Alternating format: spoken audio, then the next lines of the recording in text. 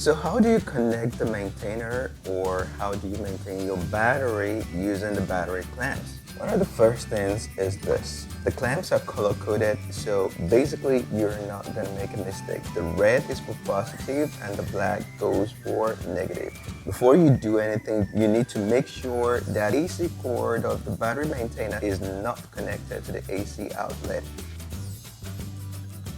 Connect the clamps to your unit. Get your clamps.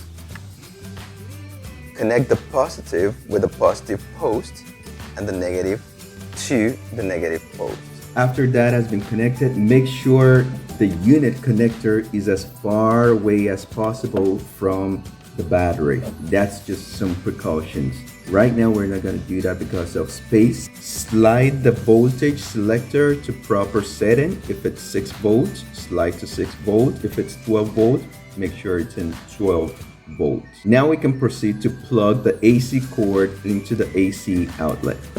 When I plug it, you're going to observe the blinking green light. That means it's charging. And that's it. You leave the unit on and monitor the battery from time to time. For this battery, for this amperes, it's supposed to take like 12 hours to full charge.